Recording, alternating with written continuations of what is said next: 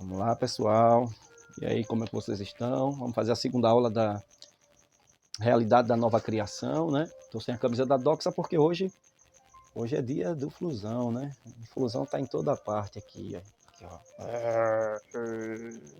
Só que aí falta pintar, né? Tá destruído aqui. Realidade da nova criação. Então, é o seguinte. Hoje nós vamos falar um pouco, né, a respeito de 3 palavras que definem muito bem o que é a palavra de Deus ou a Bíblia Sagrada, como queiram, né, para facilitar a compreensão dos irmãos, certo? Então não vamos redundar muito, para não ficar maçante. Então, 3 coisinhas básicas, né? Nós vamos entender bem o que é a palavra de Cristo, a palavra de Deus, né? Por meio dos originais, né? Palavra, a gente sabe que a Bíblia ela foi escrita no grego, no hebraico e no grego, né? Hebraico, o Velho Testamento, grego, o Novo Testamento. E daí, né, onde deriva outras e outras línguas, e ela vai sendo transliterada para diversas línguas e ela vem parar até nós. Então, talvez para você fique a priori um pouquinho complicado, mas um pouquinho de esforço você vê que é fácil compreender. Então, vamos lá. Primeiro, vou usar aqui a lousinha da minha filhinha.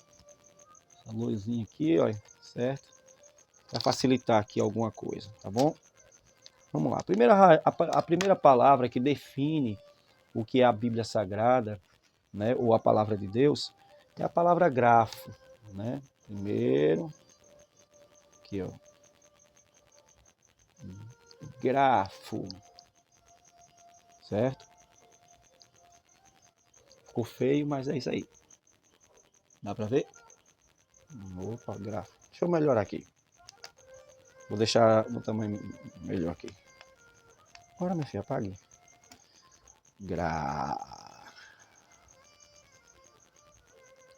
Aí vai ficar melhor agora. Grafo. Ok? Grafo. Grafo é uma palavra grega que é daí que surge a palavra caligrafia, né?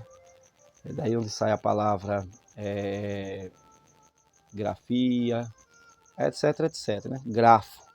O grafo é a raiz da palavra grafia, né? É a Bíblia, em grego, os livros trata-se, na verdade, da escrita, né? O que é o grafo? Grafo é a letra, a forma de escrever, né? Então, muita gente confunde essas coisas, né? A Bíblia foi feita por mãos humanas, ela está cheia de erros. O que pode, assim, você pode, né, ou alguém pode detectar algum erro, se bem que hoje as Bíblias quase todo ano estão sendo revisadas, mas suponhamos que alguém venha detectar um erro supostamente na Bíblia, as pessoas confundem, né?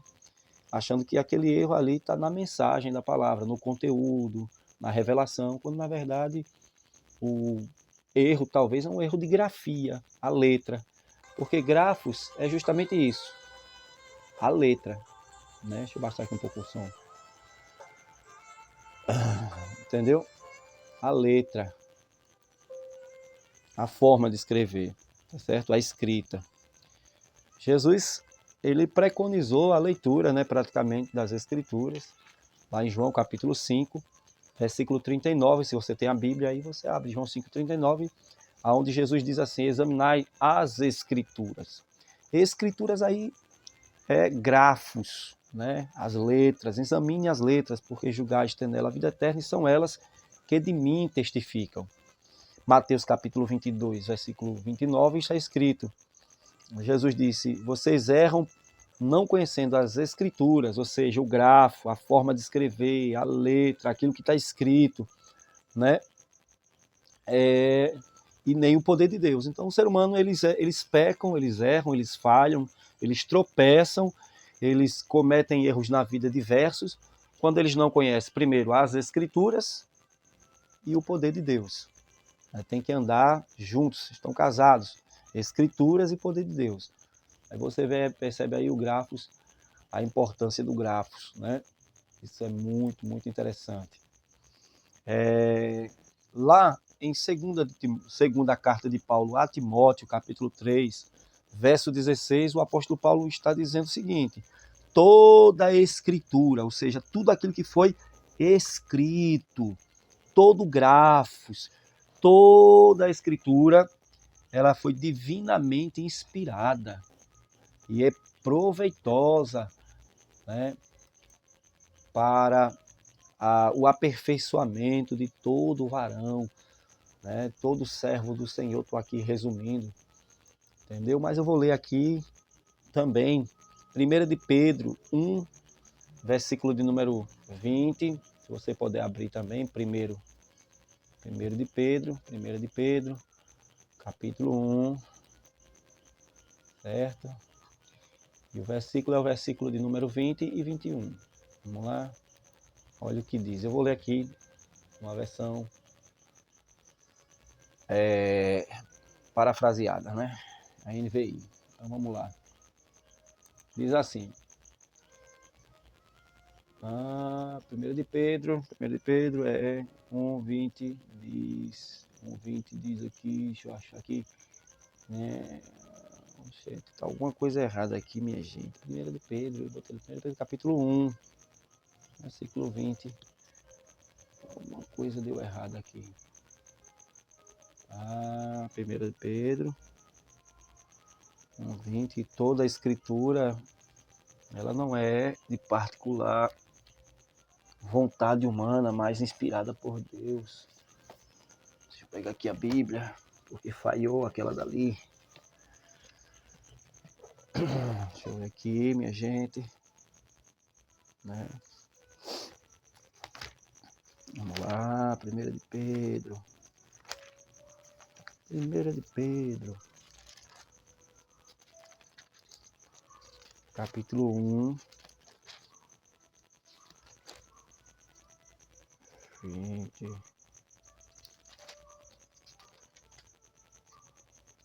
Ih, rapaz. Calma. Muita hora nessa calma. Esse aí, né? Eu acho que eles colocaram aqui, foi o que me atrapalhou. 2 de Pedro 1. Falei Pedro 1:20 agora, bora ver. Sabem primeiramente que nenhuma profecia é 2 de Pedro. Deixa eu corrigir aqui. 2 de Pedro. Segunda, botaram aqui primeira. Olha aí, Cleiton. 2 Pedro. 2 Pedro. 2 Pedro 1:20 diz que nenhuma profecia aí é a Bíblia, né? Nenhuma escritura foi dada pela vontade do homem, mas ela é divinamente inspirada. Aqui, ó, versículo 20 e 21. Agora sim. E hoje é dia de Flu, viu? Deus vai abençoar o Fluminense. Vamos passar o carro no Palmeiras, vai ser um negócio maravilhoso. Olha lá. Antes de tudo, saber nenhuma profecia das Escrituras, provém da interpretação pessoal. Versículo 21, portanto, jamais a profecia teve origem na vontade humana, mas homens santos falaram da parte de Deus, orientados pelo Espírito Santo. Você vê que aparece a palavra aqui, escritura. A palavra escritura aqui é grafos. Então, percebemos a importância do grafo, mas vamos lá para um outro detalhe muito importante que também tem sido motivo de muita gente ter dúvidas, né? Que é aquela questão de que a letra mata e o Espírito vivifica, né? Isso está escrito lá em 2 Coríntios, 2 aos Coríntios. Vamos lá, segunda carta de Paulo aos Coríntios, capítulo 3, verso 6. Primeira carta de Paulo aos Coríntios, capítulo 3, verso de número 6. Ok? diz assim na King James: ele nos capacitou para sermos ministros de uma nova aliança. Não da letra, mas do Espírito. Porque a letra mata, mas o Espírito vivifica. Né? Então, essa letra mata, eles estão achando que é o grafos, né? Só que a letra aqui, no contexto, não se trata de que uma pessoa está lendo muito e essa pessoa que lê muito acaba morrendo espiritualmente porque lê muito e ora pouco. Isso é uma doideira que inventaram, é um erro de interpretação, porque o contexto de 2 Coríntios 3 está falando, letra aqui, não é a Sagrada Escritura, né, propriamente. A letra aqui é a lei, né, que foi dado ali a Moisés, e essas leis que foram dadas a Moisés por Deus, elas tinham dentro delas requisitos que diziam, né, por exemplo, que se o cara foi pego cometendo um ato de violência sexual, morreria a pedradas. E coisas, essas questões assim que estavam relacionadas à cultura, à mentalidade daquele povo, etc, etc. Então, a letra mata no sentido de que havia prescrições na lei que dizia que tinha sentença de morte, né, para casos ali específicos, né. Eu vou ler aqui um comentário do apóstolo Cleiton Nantes que diz assim: a letra sem o espírito é morta, a letra mata e o espírito vivifica. Esse texto é interpretado errado. Muitos usam ele para falar contra o ensino da palavra, mas a letra aqui se refere à lei e não ao grafo. A lei e não ao grafos. Grafos que está falando aí, a grafia é aquilo que foi inspirado e que os homens registraram, escreveram, né, a Santa Bíblia. Então vejamos outras versões. O qual também nos capacitou para sermos ministros do novo pacto, não da letra, mas do Espírito, porque a letra mata, mas o Espírito vivifica. Que nos capacitou para sermos ministros de uma nova aliança, não de letra, mas do Espírito, porque a letra mata, o Espírito dá vida. Ele quem nos ajudou e tal, né? O velho caminho, procurando ser salvo mediante a guarda dos 10 mandamentos. Então, estou aqui tentando resumir, né? Mas o homem, né, que vivia debaixo da lei, ele estava dependendo dessa lei, a mesma lei que dava legalidade para que esse tal homem, se ele errasse de uma maneira abrupta, né, de uma maneira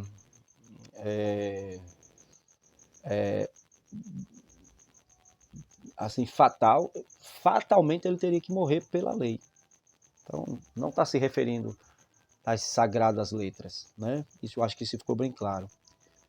Então, nós temos aqui uma segunda palavra que também define o que é a palavra de Deus. A primeira nós já estudamos, é o grafos, aquilo que está escrito, aquilo que foi o registro, aquilo que foi inspirado pelo Espírito Santo.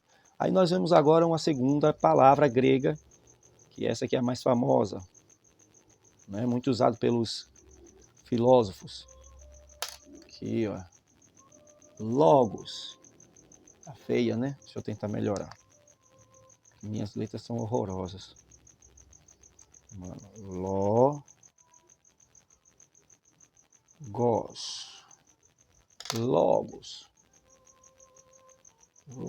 Logos. O que seria o Logos? É a mensagem de Deus revelada para o homem, é a vontade geral de Deus. Aquilo que Deus nos dá de conhecer de si mesmo. Através do Logos, eu fico sabendo que Deus existe, eu fico conhecendo os atributos comunicáveis e os atributos incomunicáveis de Deus. Eu vou conhecer a Deus pela palavra Logos. Logos é a vontade de Deus revelada em plenitude, ou seja, ditado, profecia, revelação divina. Jesus aqui nesta terra, em carne e sangue, ele era o Logos de Deus, a vontade de Deus. Eu acho isso aqui muito legal, muito bonito. Então, o que é Logos? Logos é a palavra, né? Significa isso, a palavra. Grafos, escrituras, logos, a palavra, que na verdade, no sentido escriturístico, é a mensagem, a vontade de Deus. Então o grafos, né, aquilo que foi escrito, dentro dele está ali a vontade de Deus. É como um livro, para ficar mais fácil para a garotada aí, de repente você está lendo um livro lá, um livro, sei lá, deixa eu ver aqui, um livro aqui, né, esse aqui, Olavo de Carvalho. Você está lendo um livro, você vai ver aqui Olavo falando, que é um livro que não fala dele, mas não é uma biografia dele, mas você percebe a visão dele, a forma com que ele escreve, com que ele pensa, a vontade dele, etc, etc. A palavra de Deus é exatamente isso. É aquilo que Deus é, aquilo que Deus sente, aquilo que Deus pensa, aquilo que Deus tem para nós, aquilo que ele desejou revelar aos seres humanos por meio da Santa Bíblia. Entendeu? Então isso é o logos, a mensagem, o cerne, o conteúdo, né, da palavra de Deus. Então vamos lá para a gente entender um pouquinho. Muitos podem encontrar, né, eu não acredito mais nisso por conta das várias revisões da palavra, mas você pode encontrar, alguém pode encontrar um erro de grafia, né? Na hora que a pessoa foi transcrever a Bíblia, transliterar a Bíblia para uma outra língua, de repente deixou o E que deveria ser maiúsculo, o E, né? Deveria ser maiúsculo, colocaram minúsculo, uma vírgula que não era para estar ali, de repente colocaram a vírgula, ou retiraram. Isso não altera o conteúdo, que é o importante, a mensagem, que é o imprescindível para nós, aquilo que Deus revelou. Isso não muda em nada. Exemplo disso, no Grafos tem um erro em algumas Bíblias. Por exemplo, alguns dizem ser erro, né? Jesus está na cruz, de repente o ladrão fala assim, Senhor, lembra-te de mim quando entrares no teu reino. Aí Jesus fala para o ladrão dessa forma, hoje mesmo estarás comigo no paraíso. Aí um grupo diz assim, não, tem alguma coisa errada aí, porque Jesus morreu, foi para o seio da terra, não foi para o céu. E ele disse para o ladrão, hoje mesmo estarás comigo no paraíso. Já um outro grupo diz o seguinte, não, tem uma vírgula ali. Hoje mesmo eu te digo, vírgula, estarás comigo no paraíso. Bem, eu para mim, qual é a verdade aí? O que é que está certo? A resposta que eu dou para você é que eu não sei. Entendeu? Eu não sei. Mas eu sei de uma coisa, que com vírgula ou sem vírgula, o ladrão foi salvo e existe paraíso. Entendeu a dica aí como é que é? Então você vê que a vírgula não alterou o logos, a mensagem, a revelação, o conteúdo, a vontade de Deus. Perfeito? Então a terceira palavra que nós encontramos, que traz a definição de Bíblia para a Bíblia Sagrada, também vou escrever aqui na lousinha da minha filha, é uma palavra que na ocasião, quando eu ainda muito garoto ouvi, achei até engraçado, né? Que é rema, certo? Rema. Feia, né? Minha letra. Mas rema. O que é o rema? Rema é a palavra falada, é uma palavra específica, é uma palavra de revelação pessoal, é uma palavra diretiva, certo? O registro, aqui, vamos lá, agora usar a Bíblia mesmo. Temos a Bíblia aqui, certo? Aqui é a Bíblia. As letras dela, certo? É o grafos. As letras que está escrito é o grafos. E essas letras, essas escrituras aqui, elas falam alguma coisa. O que é que elas falam? Elas falam da vontade de Deus, elas falam quem é Deus, elas falam do querer de Deus, elas trazem aqui a vontade de Deus. É o que está escrito no grafos. E quando esse grafos, né, é lido e a mensagem é compreendida, no caso logos, e aí você vai pregar sobre isso, você vai falar sobre isso, né, passa a ser rema, certo? Rema. Qualquer texto que o Espírito Santo me faz lembrar e eu cito esse texto, é uma revelação. Então a palavra rema significa isso, revelação, entendeu? Revelação. Então, entendemos o seguinte, grafos é as escrituras, é a escrita, é a forma de escrever. Logos é a mensagem, é o conteúdo que traz a vontade de Deus, o querer de Deus, os planos de Deus, quem é Deus, né? E o rema, que é uma palavra específica, é uma palavra diretiva. Às vezes você está no culto, o pastor está lá pregando, você não sentiu nada, mas alguém sentiu. Então, porque não foi uma palavra para você, aquela palavra ali foi uma palavra rema, foi uma palavra direto para alguém, diretiva, foi uma palavra para alguém, uma palavra específica para alguém.